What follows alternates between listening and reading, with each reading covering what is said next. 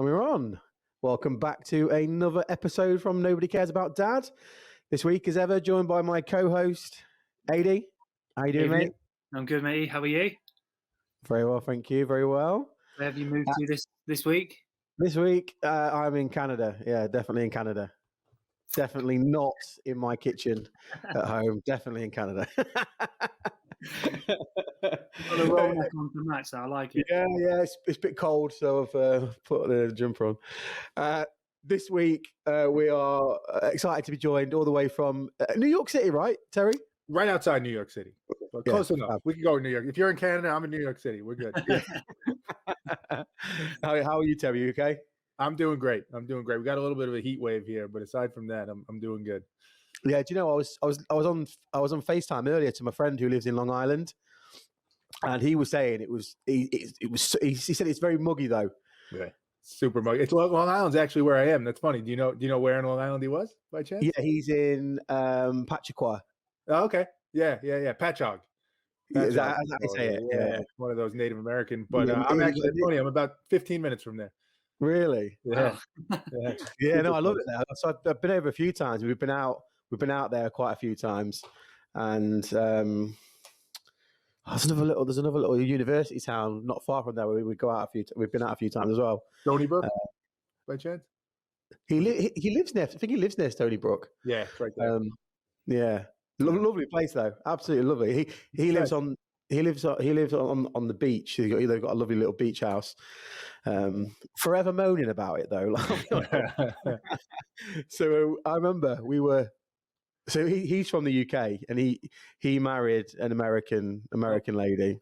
Second. Oh, dim the lights. Put the music on, AD. Are you talking about? And so he's from a little village where we're all from the same area, and a little really, really grubby little village called Sleaford. And I remember being stood in his kitchen. This is like 3 years ago. And we were stood in his kitchen, like beautiful. The house is worth like $2 million. It's stunning. And we were looking out, having a coffee, looking out over the ocean. And I remember just looking at him thinking, well, you've put a bit of an upgrade from Sleaford, mate. He still moans about it. He still moans about it. He calls it his prison. It's his prison. I'm like, bloody hell, I don't mind being in your prison, mate. Yeah, right. Hey, if you want to complain, there's always something to complain about if we want to, right? There's always something.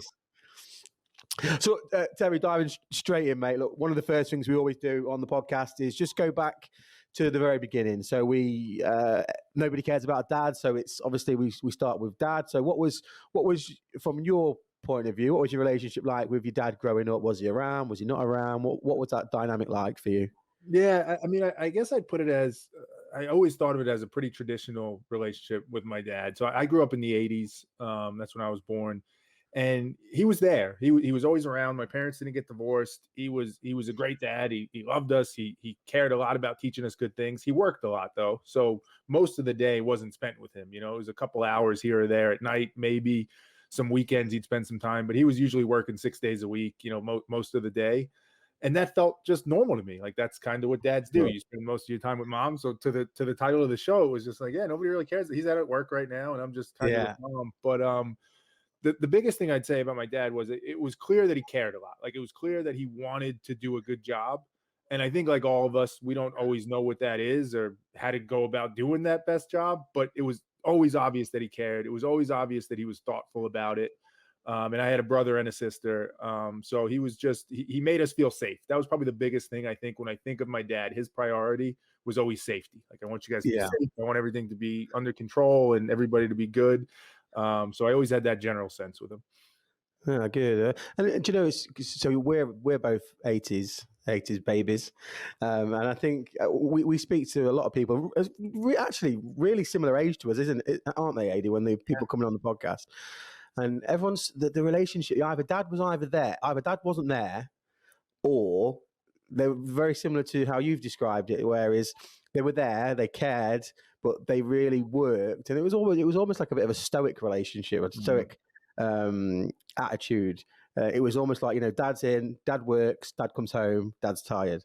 And that's sort of the relationship that a lot of people had. But I think that's very typical of the time that was, that maybe the 80s and 90s, that's how it was. Almost that stereotype, isn't it? It's the stereotype of the 80s, the 90s. It's dad works, mum's at home. And I think that's where a lot of people get hung up on this whole, no, women should stay at home and look after the kids while the men go out to work.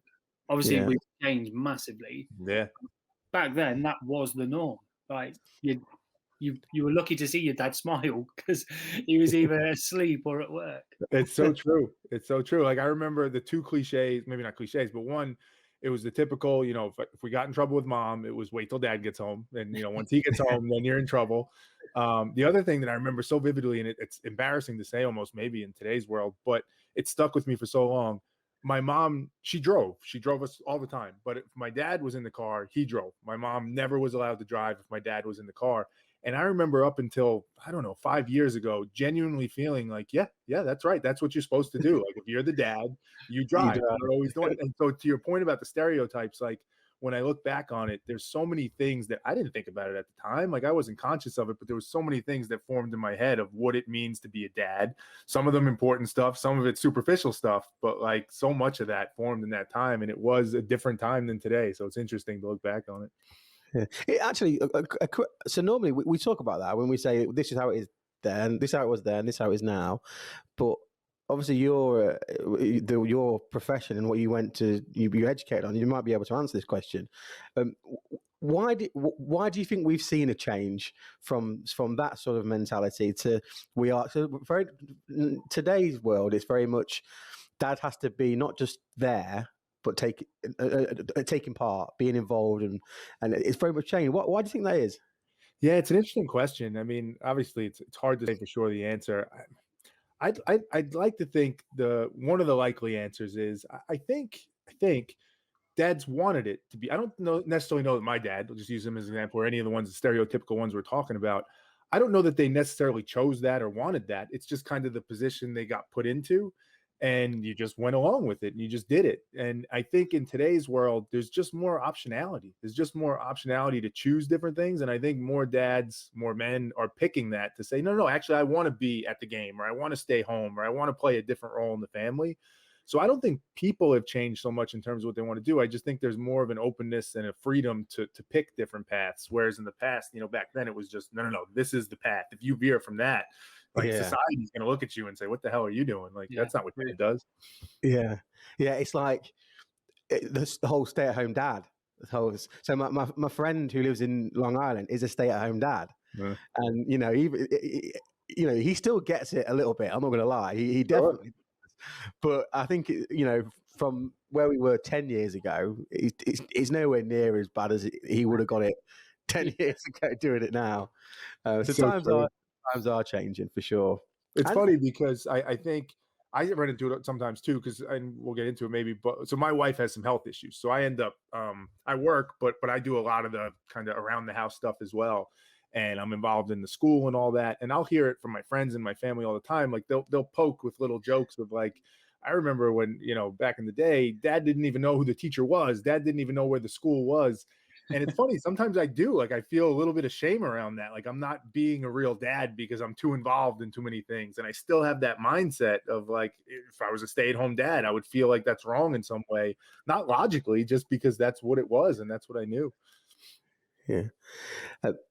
Sorry, was you going to ask something, Adi? No, I was just going to say, I think that whole aspect of it is probably going back to your point. The fact that we've changed so much, and now there's more options to be involved, and there's more options to so when I was with my ex-partner, if I was to say I'll do the school run, to be fair, I wouldn't even finish the sentence before the keys were in my hand. It's like, yeah, cool, you do that. And you think, oh, okay, hang on, right, let me rethink this. So it's more because I'm not talking for everyone, but especially for myself, you try and be more involved. You try and be, you want to understand everything that's going on, and we speak about it a lot. That it just adds more pressure because you're then stood there going, right, school run, I've got that to do. What did this teacher ask for? What do I need to pack? Oh, my job. What do I need to do for work? Socially, who am I seeing? Where's my mates? What am I doing? And it's all this stuff, and it's just because you want to be more involved. And there's that pressure. If you're not, I think if I was to see a dad now that was very much stuck in the 80s, like non-existent to their kids, I think I would say something. I'd be like, what you do? Like, you're missing out. What are you doing? It's so true. It's so I mean, a true. lot of people use it as an escape, don't they? So, well, it's so true. And like, not to get too philosophical with it, but that's one of the things I thought about a lot with my dad and me as a dad is just, I think a big piece of it is just being thoughtful, just being deliberate versus letting it happen to you and saying, well, this just feels like what I should do or what I shouldn't do. Recognizing you have that choice is a big part of it. It's not an easy choice, to your point, right? It's not like there's an easy answer to it, but at least be thoughtful and pick the one that you think is best, So Terry, I was reading that you went to Harvard. Is that right? Yeah, for business school. Yeah, for business school. Yeah. Here's those boys from the UK, from Sleaford and Grantham. Yeah. So how was that? Like, what was that experience like? It was awesome. Honestly, it was one of those things. I guess to the point. Part of the reason I wanted to go there was for my parents and for my dad. Like, I knew, in a lot of ways, he worked so hard. Cliche thing to give us a better life. And in my simple-minded terms, at a young age, it was like, well, what's the thing I could do to show him that he succeeded and like he gave us a better life? And he was very traditional in his thinking too. So it was like, you go to the best schools, you get the best job. That's what you do. So there was a big part of me that wanted to do it for that reason. But I'll be honest, like, getting in was one of those, most fortunate things I've ever had in my life. But the experience itself was amazing, because for business school there, it's interesting. So they use like the Socratic method. So it's all case study, all the classes. So what you do is you sit in a room with 90 other students, and there's a teacher, and you read a case, and more or less the teacher just asks questions the whole time. They kind of guide the conversation, but all these 90 people who are from all different countries and backgrounds and all that stuff. And you just sit there and you get to hear brilliant people talk about what they think the right answer to this is, or how they're assessing this thing.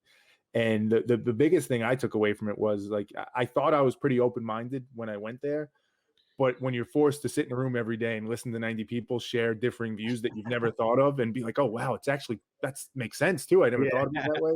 It opened my mind in like such a way, and it wasn't willing. Like, I don't want to take credit for it. Like, I went into it for that reason. It was forced into it, but honestly, more so than the education, the network, the job, that was the biggest takeaway for me from it.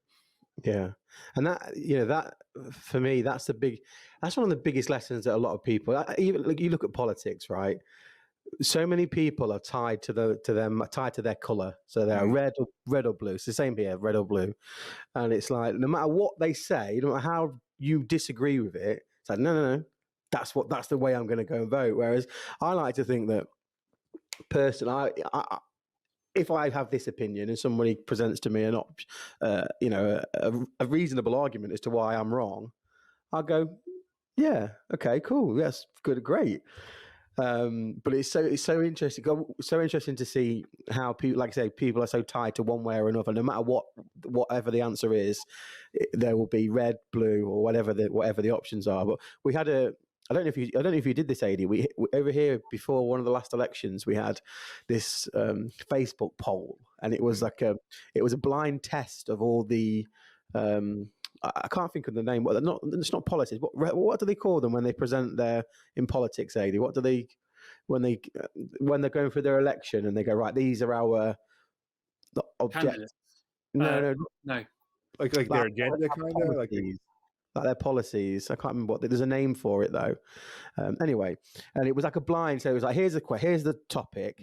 Here's 5 options. You pick which one you agree with. And like at the end of it, I think I came out like 30% conservative, 30% liberal, like 40% green. And I sort of took away from that. I was like, well, because I would vote blue, I'd vote conservative, right? But then I thought, I'm not any one or another. So I'm like, how can I go, right, I'm going to vote for you on this set of policies when I don't agree with most of what you're going to say? So it's all about being open-minded, isn't it? If you can listen to an argument with an open mind and say, okay, this is my opinion, change my opinion. Yeah. Back it up with facts and whatever. Don't just say, well, I'm bigger than you, so you'll do what I say. It's about being that open-minded and going, okay, let me hear it. Who's the fella that does the Change My Mind segment on YouTube? Stephen Steve Crowder. Crowder, yeah. Which is I interesting think that's because he never changes his mind. right. People will sit down and give like reasoned arguments as to why he's wrong. Nope, I'm definitely right. It's so true. It's funny. I was just reading a book. There's a guy named Adam Grant. I don't know if you guys ever heard of him. He's a professor at Wharton Business School in University of Pennsylvania here in the States. And his big thing, like one of his big things that he's been researching lately, is that people think if you want to get people to see different sides and see the other side, like you have to give them that information and present it as you're a conservative, but look at and listen to some liberal views. But what he's saying is like the big way to do it is to stop making it so binary. Like the idea that you say there's just two choices, that's the problem. Yeah. You have to get people to appreciate there's 17 choices or there's 100 choices. And once we stop thinking in that very simple terms, that's actually what makes the big difference, which makes sense, right? It's just so hard to do. Like we're so ingrained in that structure of just I'm this side or that side, but it makes sense. Yeah. So Terry, you again reading your sort of profile that you put up online, I think you sort of said that everything was going great, life was going swimmingly, and then things changed. Did you want to sort of talk to us about that and what happened? Yeah, for sure. So before, where were you in life before that sort of the change happened? And yeah, so I think it ties to what we were saying before about, you know, how I was raised and my parents and my dad and stuff, you know, safety being the big thing. Again, I didn't realize it at the time, but growing up, you know, I guess lived a relatively sheltered, privileged life in many ways. And by that, I mean, not only just literally, but the way that I thought, because I guess ultimately I thought like things work out. Things kind of go the way they're supposed to go. And if you follow the right path, if you go to the best schools, if you get the right jobs, like that's what you do. And then everything's safe and you're good. I guess there was this like illusion of control that if I do it the right way, I can control the outcome. And it wasn't until later in life that I started to change that view. Actually, guys, hold on one second. My son is banging on the door right now. So sorry. Let me just grab him. I'm so sorry. No problem. I thought it was Dex. Oh, really? I could hear a little voice. I was thinking, oh, please don't. Leo was being a nightmare tonight. Going down. It's just heat, I think. Sorry about that, guys. No, it's the dad thing. So sorry, I'll jump back into it. Apologies on the editing there, but yeah. So like there was this illusion that you could control. Like if you do things the right way, you'd have control over the outcomes, and life would go the way you want it to go. And I kind of carried that through so much of my life, and it felt good, to be honest. Like everything felt like, yeah, this is great.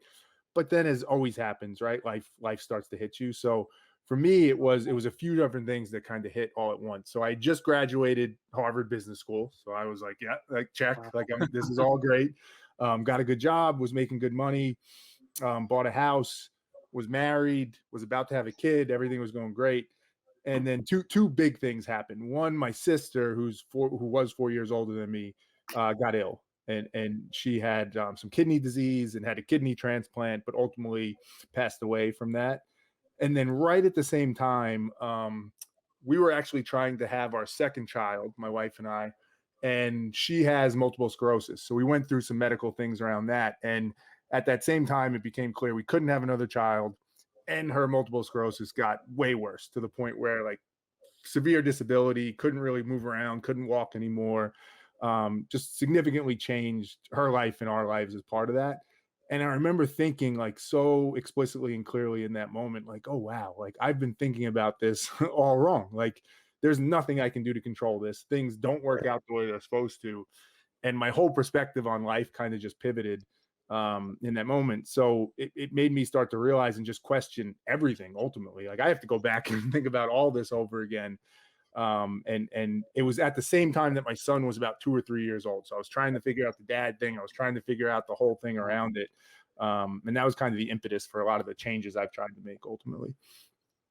And just to, I suppose, resonate with actually what you said about your wife with multiple sclerosis. So I lost my mum to multiple sclerosis 3 years ago when she was 52.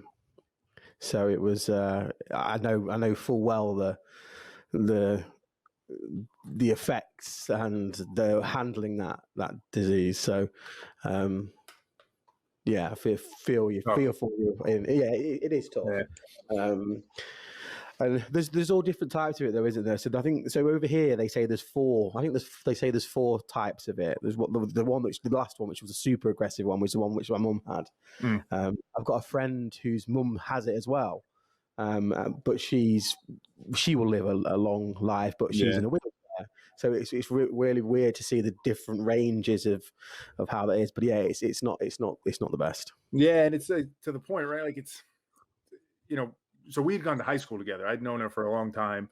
We started dating in college. And again, you just have this vision of what life is going to be, and she'll be healthy and she'll be, vibrant, and we'll have kids and you just have that view of it. And to your point with multiple sclerosis, like one of the things that makes you flip that view so quickly, because it can change everything about the lifestyle and even your ability to think and all different things. So just that contrast of like this vision or expectation that I had in my head to what it actually became, it was just so like jolting in terms of what life could really be. So yeah, totally agree. Yeah. But before that, you mentioned at that point you had a 2 or 3-year-old. Was that right? Yeah.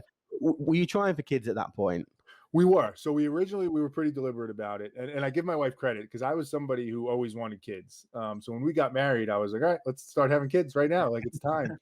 And she wanted to wait. And it didn't make sense to me. And she always said, I want to have kids at a point where I actually want to have kids. Like, I don't want it to be a burden. I don't want it to be something I feel like I have to do. I want to be excited to be a mom and to actually have kids. And that made no sense to me at the time, but now I get it and I appreciate it. But yeah, so we had the first one, we planned that. And that was part of that kind of storybook. Like, it all went as planned. We wanted the first one. We had the first one. We had a boy. He was great. So yeah, we were kind of excited at that point, a little naive, but yeah, excited and ready to build a family. One of the things we always ask dads on this podcast is, do you remember when she told you that she was pregnant? I do. How did you feel? I do. So I'm going to it's not going to be as exciting as the others, I bet, only because of her medical conditions, we had to go through like some like in vitro fertilization and that stuff. So I remember the day we found out, though. So she, we went through the whole process, and then there was a day where they're actually going to call you and say, like, either you're pregnant or you're not. So there was a 2-week period in between when, they did the procedure to put it in, and then you find out what it is. So I remember that day, and it was a nerve-wracking day. Like, it really was. Because as I said, I wanted kids so bad. And with her health issues, I was worried, is it actually going to work? Are we ever going to be able to have kids? So yeah, we got a phone call. We were both there, and they said, you're pregnant, and it was, it was exciting for sure. It was a relief as much as it was exciting, but yeah. Sure. Yeah. My wife really didn't want kids. Yeah, she really did. I had to really, really strong arm her into that one. So we've been together 14 years now. And like after 10, so I'm 36. So like 30 years old, I was like, I sort of want to have kids now. It's time. I'm ready. Like, I wasn't ready. I didn't own a house. I had a rubbish job. Like, I wasn't ready, but in my head, I was ready. And, did you think at all at that point, like, of what you were going to be like as a dad, what your style would be, your structure? Because I didn't think about any of that. Same thing. I thought I was ready, but didn't actually think about it at all. I thought I would be super strict. Now, I didn't grow up with a dad, so my dad was never around. So I sort of didn't really have anything to sort of look at and say, this is how you be a dad. So I would look at my friends' relationships growing up and sort of see the parental dynamic that way. But intimately, I didn't really understand the dynamic of being a dad. So everything is completely new. I'm completely learning on the job. But I always thought that I would be mega strict. And I'm completely the opposite. Yeah. So Carly, my wife, she's the strict one, and I'm like, yeah, he'd be all right. Yeah. Exactly the same. I thought I had the idea I'd be this textbook dad, do everything the right way, right time, literally take him to every club going. There's a parent event, I'm there, done. Nah. I'm now just the fun one, but it's more So I'm not together with his mum, but we have quite a good relationship, and she'll tell me he's playing up, he's being really naughty, so you need to have a word with him. So I get him, and I only have to turn to him and say, we need a chat, and his face just goes, oh no. Like, he's 4 years old and he knows, but I don't have to say anything else after that. Yeah. I said it today. I picked him up today from preschool, and he was being a typical 4-year-old yesterday. And I got him in his car seat, and I literally turned around. I said, his name's Dexter, and I was like, Dexter, we need a chat, don't we? And he just went. His whole face just dropped. I didn't say another word about it. Didn't have to bring anything up. He knew. Beautiful. Right then. So I thought, actually, that's a superpower. I've got that. Well, that's the crazy thing, right? That's what I think about all the time. It is a superpower, right? Like the power we have over them, and I mean that just literally. Like it's just not only literally the physical power, but emotionally. Like they're so dependent on us and our approval and all that stuff. And I find myself more than any, again, I didn't think about any of this beforehand, but once it started happening, like the responsibility that comes with that, like you could literally destroy their lives in a day with a few words if you wanted to.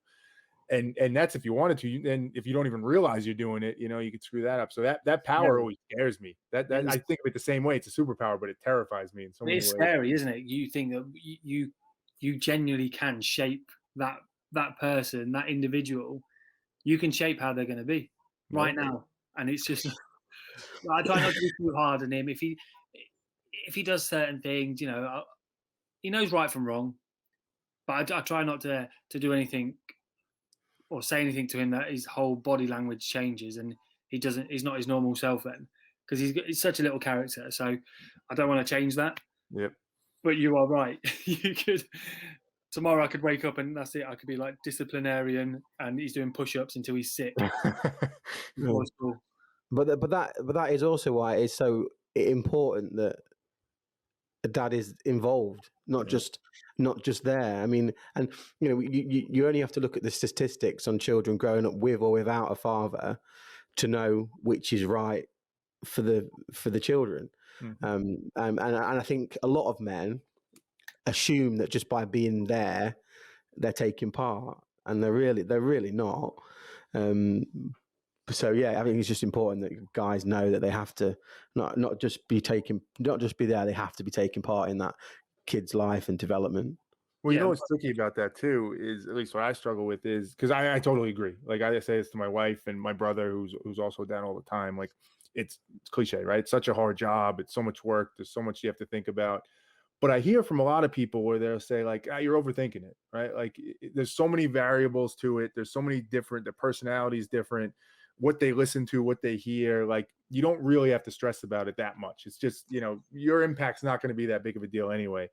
And I don't know, like I personally don't agree with that, but I hear a lot of people say that, and I don't know what the best answer to that is, but it is tricky. Like it is, because it's true. There are so many variables. They go to school for hours a day.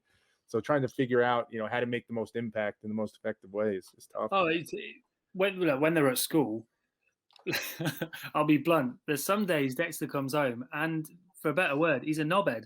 Like he'll come home and he's just been, he's just naughty. And every time I talk to him, he's like, well, like his friend, he's like, oh, well, my friend did this and my friend did that. And you think, yeah, but you're not with them now. And it's like you said, there's so much going on that we don't know about when they're at school and how they're forming, what they're thinking, what they're doing. But what we can control, figuratively anyway, what we can control is how they are when they are with you. So like to Marco, to your point, it's about being a dad. You can be there, but you have to actually be in the moment with it. There's no point just sitting back. I've seen it, dad's sitting on the chair and the kid's there. They're not really taking part, but they go, oh, that's it now, I need a break. Yeah, it's like the iPad parents. Don't get me wrong, Nardo does pick up an iPad and we will let him have it, but it's the ones that you see like is literally like dusk till dawn, iPad in front of them. It's same with parents though. Some parents are like that, aren't they? That's what I'm saying. I'm saying parents that. Oh, you mean parents on their phones? At the iPad too, yeah. I used to joke and say that some kids will think their parents are an apple because that's all they're going to see. It's just this all the time. That's it. It's so true. Yeah. I say to my wife all the time. I say, he's talking to you, huh? He's talking to you. And he stays it now. He'll say, if he says it, he does it to me as well. If I hear him, he'll go, "Daddy, I'm talking to you." It's like, sorry, mate. But that's the thing I found is that, like, about having kids is that exact thing, right? Like we could tell ourselves like, oh, I don't want to look at my phone that much. I don't want to be on social media that much. I'm not going to do it. It's so easy to lie to yourself when when there's not a kid involved. But when the kid says like, hey, you've been on your phone all day, or you're telling your kid like, hey, put that down. You can't stare at that all day. And then you go back to staring at it. It's hard to hide from it then. Like that, for me, that forced like the hypocrisy of it like became so clear. And that was like, oh, wow, if I'm going to start teaching him things, I have to do it myself. Otherwise, what am I doing? I can't do it that way. Of course. Yeah. Because it can't be one rule for you and different rule for them. I mean, I guess like some people do it, but I don't think that's going to end well. No, because then what does that teach them? Do you know what I mean? I think it has to be uniform. So we were sort of saying that we got to the point where life changed, but then what was that change? Like what happened beyond that for you? I think it was the rethinking. It was me going back and saying like, I don't even know what they are, but I clearly have a bunch of assumptions about how you're supposed to live, what you're supposed to do, how life is going to work out. And if one of them's off, like I'm sure not all of them are off, but I don't know which ones are and which ones aren't. So it was really like a big self-reflection, like step back and really think about and try into what I was saying before. Like I need to be much more thoughtful and deliberate about this. I can't just assume I'm going along for the ride and everything's going to be good. So I think it started with a lot of self-reflection and a lot of questioning and a lot of uncomfortable self-reflection and questioning, because my natural mindset was always to go to a place of like, if I got to an uncomfortable thought about being a dad or a husband or whatever it is, it'll be fine. It'll work out. Like I won't explore that too much. I'll just let it go. But life had showed me like, no, like that bad thing might actually happen. So honestly, it was just a lot of uncomfortable conversations with myself of thinking about things and questioning things. And I think the big thing that came out of it was that like, I need to think about what I want to be as a dad. Like what is my role? What is my parenting style? What are the things I want to make sure I teach my son, and just trying to be much more concrete and explicit about that, I think. Where, in terms of time periods, Terry, when are we from sort of now to when that happened? When was this? So this was 6 years ago. So 6 years ago from now. So yeah, okay.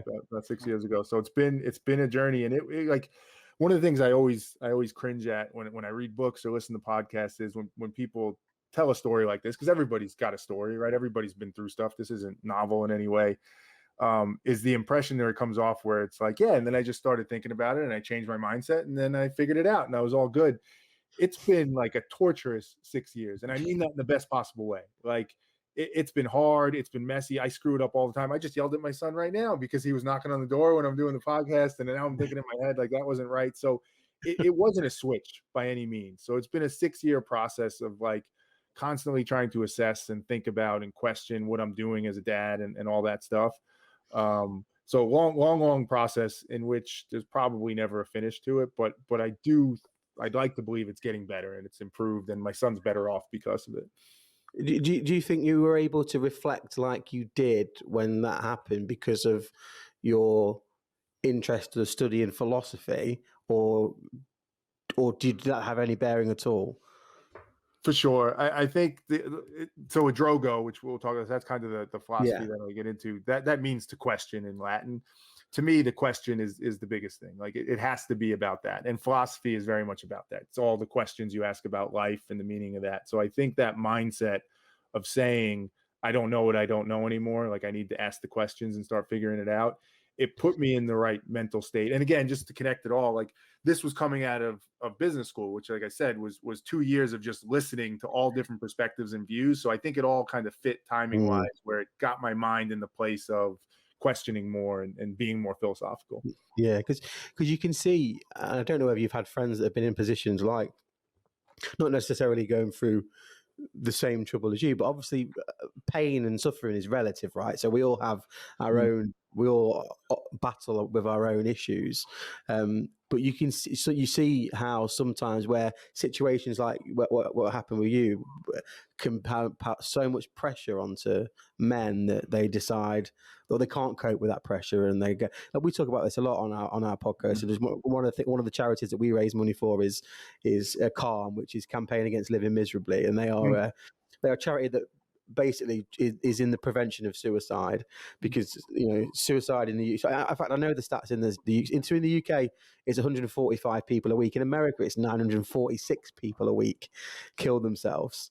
75% of those are men.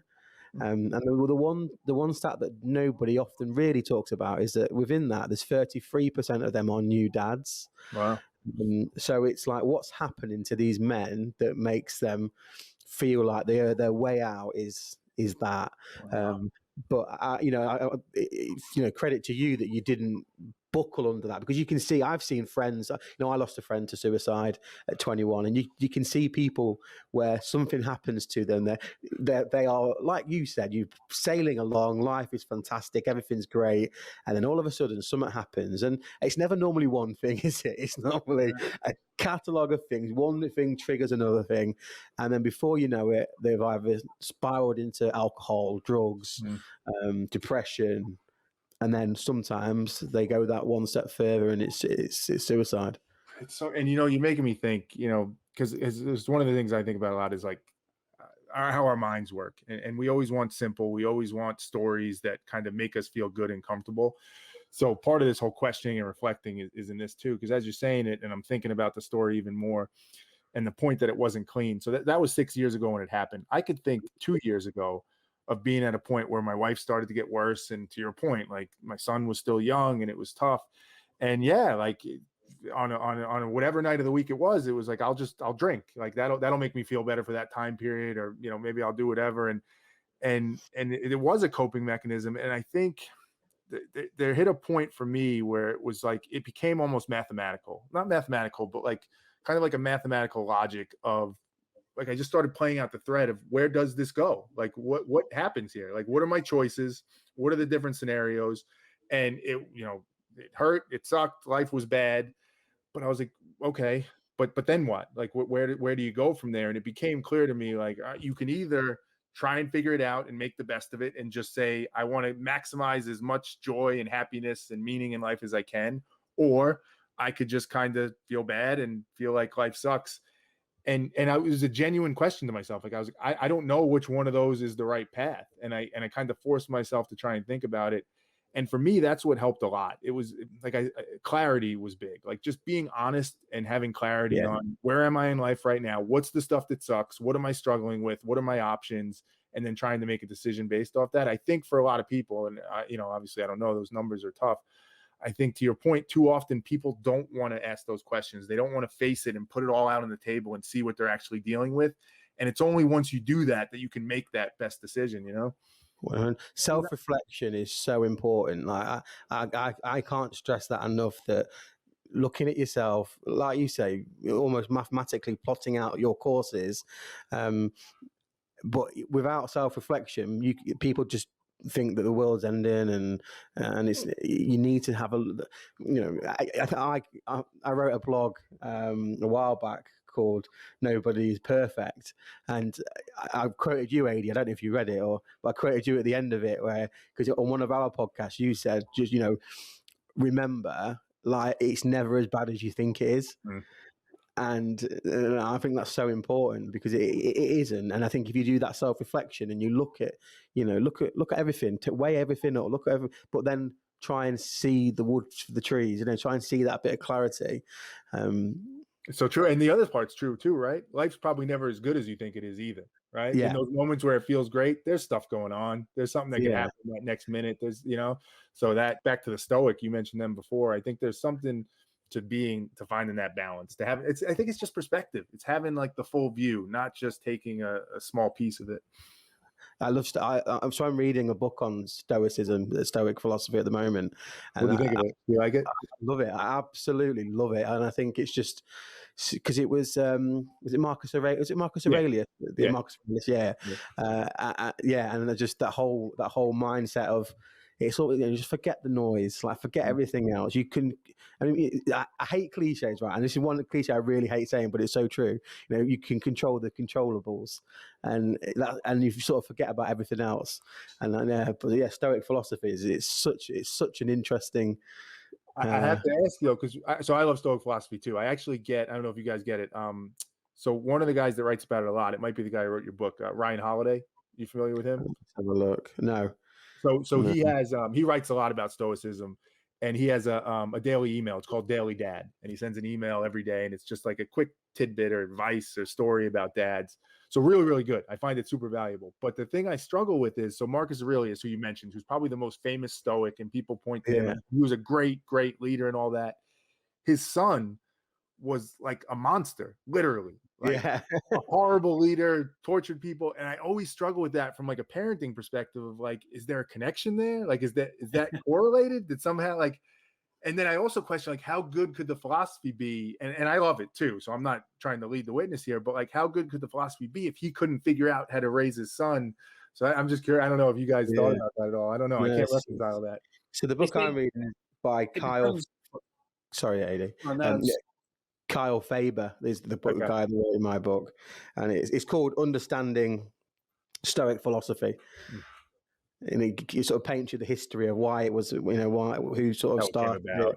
And I think he says in there that like if you Spock from Star Trek would be the perfect Stoic.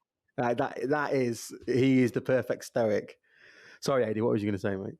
I'm just trying to figure out about Spock. It's taken a turn, hasn't it? I was just thinking. I can't do that. What? I can't do it either. That might have been an attempt.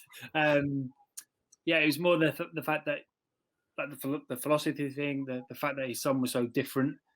It's that typical.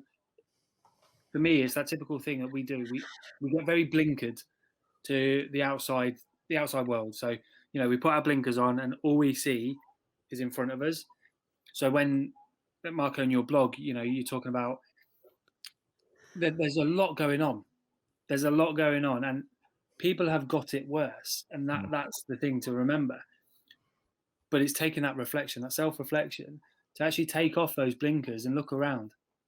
And then you start to realize that actually, okay, I haven't got it that bad. Like, let's figure it out. And, to your thing, you mathematically, you plot it out and you go, right, okay, so if I change this, then this should help this and this should change that. But how many people get to that? How many people can switch that in their head and go, hang on a minute, I need to think about this, because they've already done thinking, or they've had nobody say, do you need help? Are you okay? Like, that's why we really started this. It was more to get that story across, that whatever you're going through, somebody else has likely been through it.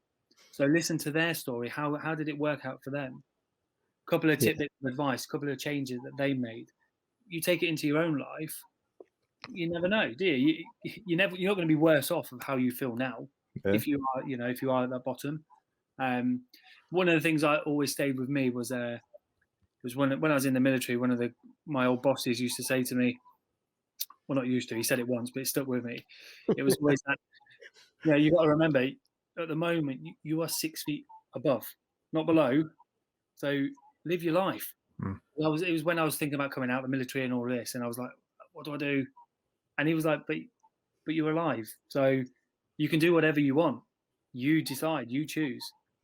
And that's really, really good way. So if you've got that time to sit there and go, this is all done, this is all over. Well, hang on, in that moment, no, it's not. And it's so true. It's so weird too, because like that advice is such good advice, and it seems so obvious, but for some reason, when you're in that moment, it just doesn't make sense. Like it doesn't. You can't. But it's somehow it gets unlocked. But it's just weird how our minds get us to that place where we are just so convinced there's no solution here, the world is ending or whatever it is, and we become so certain of that, and we just stop seeking out better ways to go, and it's just those little things that sometimes help us. So yeah, I think what you guys are doing is so great because it's a model, it's an opportunity for people to see, and I think that's what our minds need. Back to that mathematical, like there's some degree of a probability, like, well, if I do that, is it really going to work? And being able to hear other people like, oh, it actually did work for them, so yeah, maybe it actually could. It just gives you that much more of a chance. But on that though, so I think so to back onto that is that a lot of people have this fear of failure. And the guy that we talked to the other week, AD Ben, he always talks about you have to fail. Everybody fails in life. Don't be afraid of failing, because the failures will add up to the sum of everything that you have. And I think some people will go, right, well, if I do this and this, but if it doesn't work, so I won't do it. You know what? I started my business. What are we now? 16 months ago. So we've just come out of our first year, and I've talked about doing it for 3-4 years. And everyone you speak to are like, but most businesses fail in the first year. It's not all, your grass isn't always greener. You've got a good job, stay in that career, and it's just like you have to try. If you don't try, what are you? Yeah, exactly. Especially about being dads. There's no manual. There's no right way to do it. You do it how you see fit, and that's the problem. I think we get bogged down. Same with business. Like, you start your own business, you listen to too much outside influence, and you don't think about what you want to do and how you want. Like, you might have an idea that you go, actually, this could revolutionize everything, but somebody's going, nah, we won't do that. Never work. Yeah, so you go, yeah, okay, fair one. Yeah, okay. Imagine somebody telling Jeff Bezos that selling books online was never going to work. And they did. A lot of people did. Yeah. And that's the thing. You have to take that leap. It's the leap of faith, isn't it? You have to go, well, I'm going for it. Same with parenting, same with, everything you do. I think everyday life, you've got to just do it how you want to do it. Well, it's funny. You just said leap of faith, and I've been thinking about this a lot lately, because you guys get the idea. I tend to think about thinking a lot. And that phrase leap of faith, I've been wondering, like, is that the right phrase? Is that the right approach? And obviously math it drives a lot in how I think and what I do, but I think it's more of a leap of math is how I put it. And the reason I say that isn't just because it's like a cute play on words, but because the leap of faith implies, like, I have no idea. I'm just going to take a chance and go with it. I think we do have the ability to take the business example, right? Somebody tells you that's never going to work. Like, we do have the ability to say, okay, let me assess this person. Do they actually understand business? Are they a credible source? Do they have what they said? Does it make sense? Is there actually true that there's this risk? And we can assess that. And we run the math as best we can, right? We're not perfect, but we run it as best we can. And if we think about what we value and what we want to do and what we're afraid of and what the risks are, and we put all that in there and we're as thoughtful as we can be, it's going to come out to some answer that says, yep, either do it or don't. And at that point, you take the leap of math and you say, well, I did my work, so I'm going to give it a shot. And then that helps, I think, minimize that fear and that regret, because we're being thoughtful. Now, it takes a lot of work, though, right? It's hard to do that and do all that thinking. But I think, it's that, to me, that's the approach. That's the way you have to approach it, is look at things. That's what I took away, going back to it from that experience and all the stuff I struggled with in life. That was kind of my solution to it, was take that approach to it. And that kind of should set you on the right path, hopefully. Just talk to us about Adrogo. What is it? Like, how?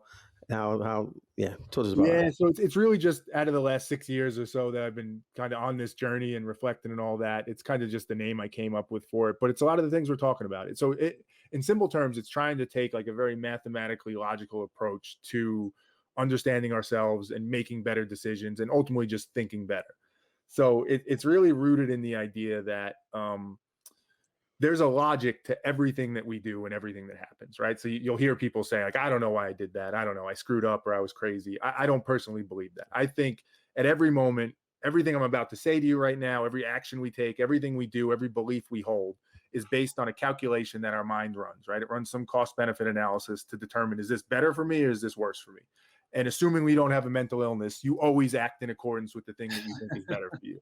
Yeah. The problem is it's the type of math that we run, right? You can run math like a 5-year-old, right? Basic mathematics, or you could run it like a university student who understands like deep calculus. And the idea of Adrogo is you want your math to be as sophisticated and advanced as possible, so that when you're making that business decision, you're not just doing it on a whim and saying like, well, my mom told me that I'm never going to succeed, so I'm never going to do it, right? That's basic math. There's a logic there. It makes sense. You're listening to your mom, you trust her and all that. But that's a really bad way to live your life. You want to be as thoughtful and comprehensive as possible and take in all the inputs and kind of run it that way. And then the other two high level things I'll say about it is the challenge in it, the big challenge in it is, I think that our kind of subconscious mind is programmed to protect us. So it's running that calculation, that cost benefit, but it's doing it in a super short-sighted way. It's saying like, in this moment right now, how do I make sure that I feel as good as possible? And it's always running that way. So the job has to be to step above that and kind of let your conscious mind kick in and say like, hey, I know subconscious, you're trying to protect me, but like, take it easy. Like, I got this. I want to think bigger picture, longer term. And the biggest piece of it that I would say is to never, ever achieve certainty, which seems maybe counterintuitive, right? Because certainty, conviction, that seems like an important trait. But my personal view is you have to make decisions. You have to make those leaps like we talked about. But you should never, ever let your mind get to a place of certainty where you say, this is absolutely the right decision, or this is absolutely what I believe. Because once you do that, you stop questioning, you stop checking your work and checking your math, and then who knows where you end up, right? Yeah. It's almost like going back to what we talked about at the start, where you made that decision, you're going to tie yourself to that mast. That's right. And that's, you're going to get down with the ship, whether or not you could have got off or not. Yeah. That's exactly right. And I think particularly like with parenting, and that's where a lot of it came from, it became, so I thought, like I'm sure you guys did, like, how can I teach my son the things he needs to know to have the best life, however we define the best life, whatever that is for him. And you start thinking about like, all right, what are the key things I'd want to teach him? Certain rules that you want to put in place. But as we've been saying in this conversation, you start to realize like there are no rules. Everything's so random and variable, and who knows what the answers are. So it has to be more principle based. I just have to teach him how to think, because I don't know what situation he's going to run into. I don't know what problems he's going to have. I just want him to be able to assess it as effectively as he can and make the best decision. Yeah. No, yeah, and you're so right. We always want, you always want a better life for your children. Again, another really horrible cliche, but you always want that. You want to make your life better. Sorry, your kid's life better than your own. But how do you give them the same experiences? If you've had a really shit life and you've come out of it and it's great, how is your kid going to experience that? They're never going to know that side of it, are they? So, but even take that, because that's interesting, because I think it highlights a little bit of the Adrogo kind of thinking. Like, I think that all the time. I want my kid to have a better life. The way, like, you can dissect that and say, like, well, how do you define better? Firstly, right? Yeah. And then even that assumption in that is that you have a perspective in which you could say what would make your kid happy and what a good life would be for him. And that's something where, like, I question that, and I'm like, how could I ever say for sure that I know what would give him a better life?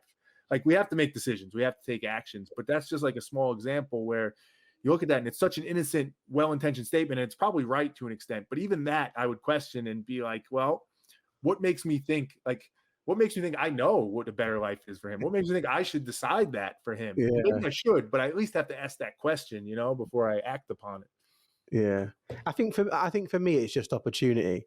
If I look at, I grew up on an estate that's well renowned as being, or used to be. I don't know what it's like anymore. I've not lived in the town for a long time, but it used to be well renowned for being one of the worst estates in Europe, council estates in Europe. There was stabbings, there was murder, it wasn't great. If I look at most of the people I grew up with, prison, dead, some of them, that should have been my life. But my mum took me out of that, showed me that I've got to do this, I've got to push me into a different opportunity. I've sort of had to fight and claw to get to where I am. And you sort of think, whilst you're not giving them much more opportunity, they don't have to do all that. And I think it's just having that opportunity to try and succeed and flourish in life without that adversity. I think for me that would be a success. I think so. That's where I would say a better life would add up to for me. It makes sense. It makes perfect sense. And I probably agree with you. but like just for the sake of it, like how do you ensure that, like, because it makes perfect sense, right? I'm sure you've taken actions to say, I don't want my child to have to go through that. I don't want to have to deal with those things. But what if for them, what they value in life, that's actually not something they worry about? Like they want to do that, right? It's kind of a weird scenario. Like how do you think about that and make sure that you're not too much looking at it through your lens and like projecting on them what you think they might want or what might hurt them or what they might value? I guess it's hard because, like I sort of touched on before, he won't be able to look at it through my lens because my lens is so different to his. Because I have experienced all that. He will grow up. We now live in a quite a nice area of England. It's quite rural. He won't never have them sort of struggles. Touch wood. So he won't have the lens. He won't have. So his struggles will be completely different to the struggles that I had growing up. He'll probably grow up thinking he's got the worst life ever, and I'll be like, mate, come on. It's true. It's probably more how he's gonna how he'll process any situation that might be worse for him.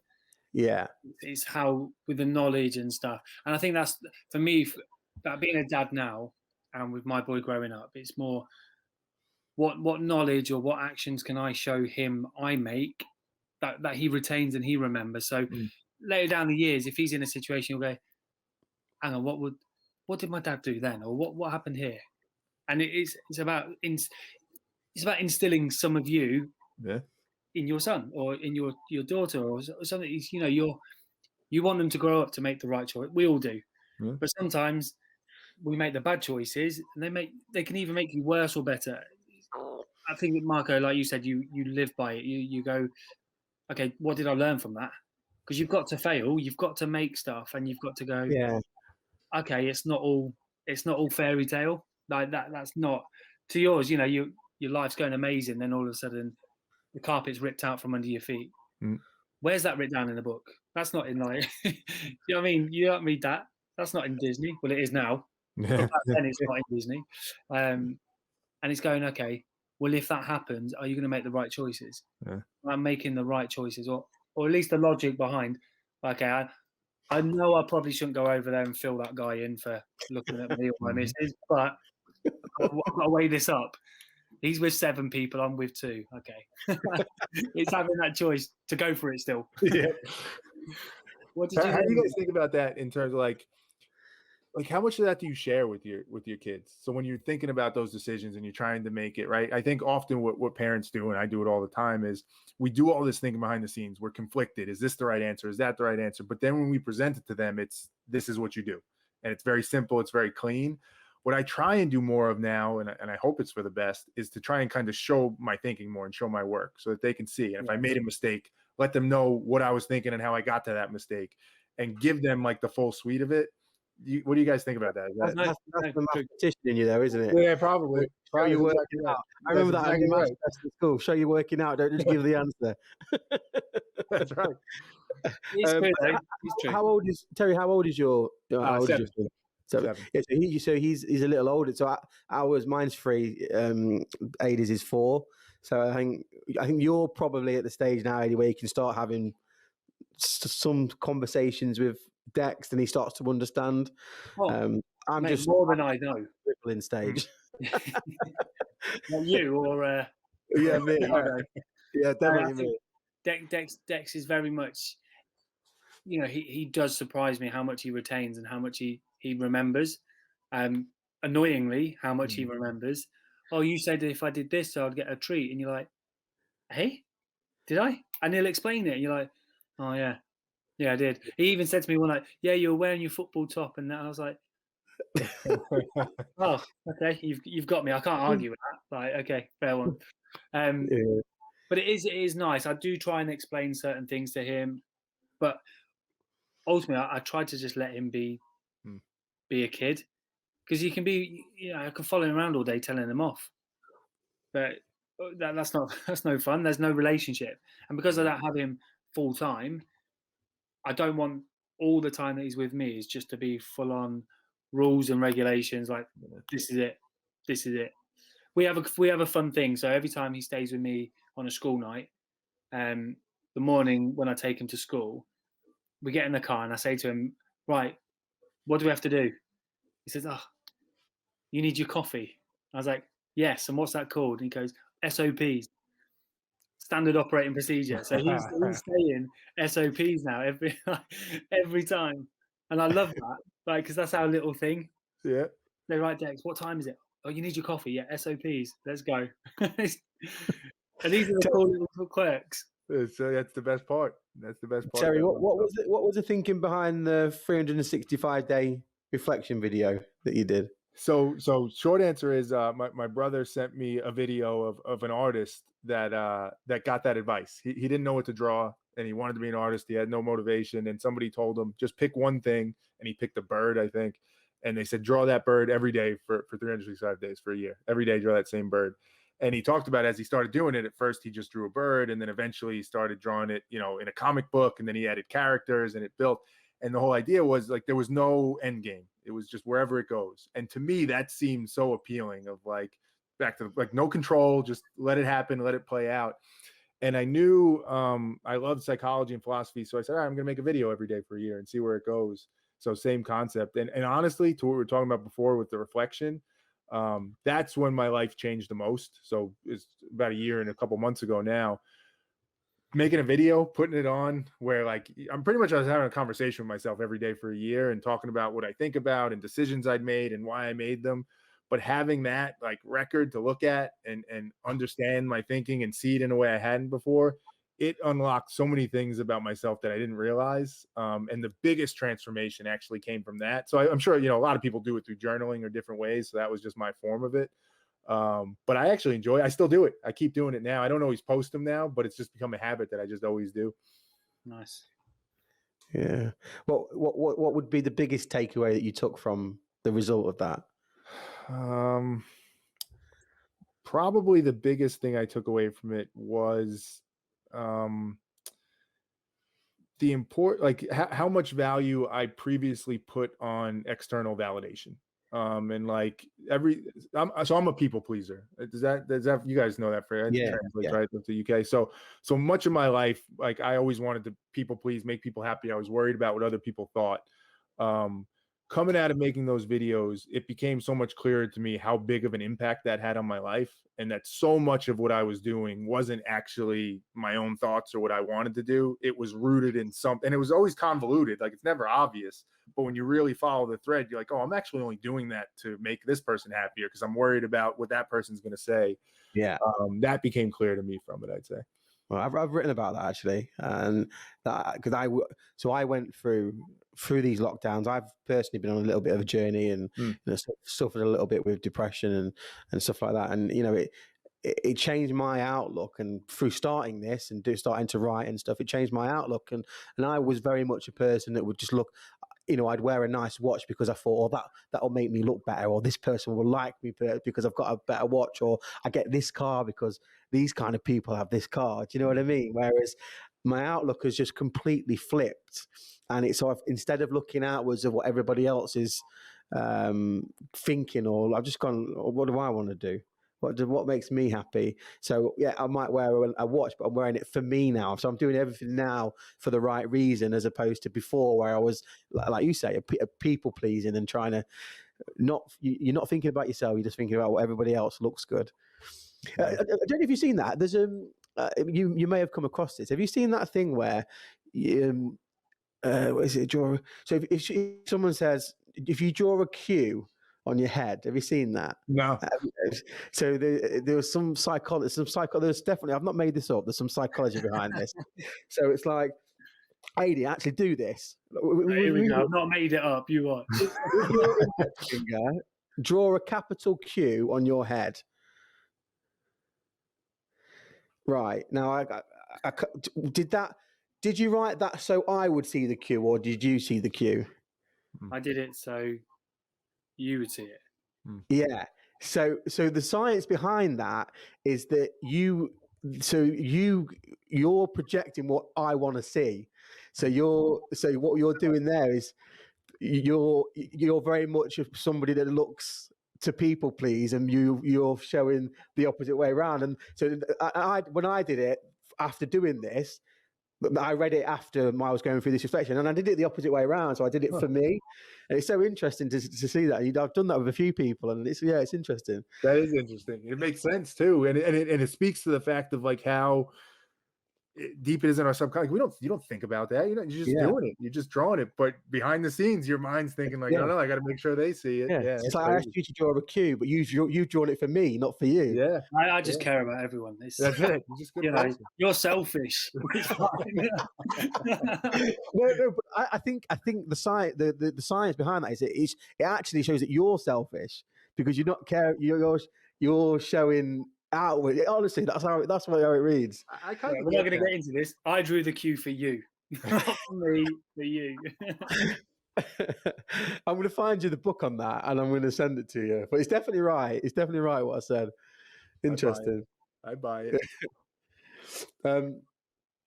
Look, wrapping up actually, Terry. I really appreciate you coming up because it was pretty late here in the UK, 11 o'clock. Staying up. But yeah, no, look, we really appreciate you coming on. Thank you for sharing with us. I've really enjoyed the conversation. Is there anything we can read on your philosophy? Yeah, so I'm actually doing some writing on it now. So right now it's mostly the videos. So I have the YouTube channel, and then I have an Instagram account, Adrogo_philosophy. But I think I'm going to start writing more. So not yet. So stay tuned. But yeah, hopefully soon. But right now it's really just the videos at this point. Yeah, no, I'll be interested. Like I say, I am doing some reading on Stoic. Yeah, similarities for sure. Yeah. I've read a ton on them. So yeah. And I'm reading a book called the Power of Positive Self-Talk, which is also relating to, I think, some of the things you said, where stop doubting and just do it. But yeah, it's really interesting. But look, really appreciate you coming on, giving us thank you this evening. Likewise, guys. Yeah, really appreciate it. This is awesome. Really enjoyed it. Good speaking to you, Thanks Terry. very much, Terry. Take care. Have a good day. Cheers, mate.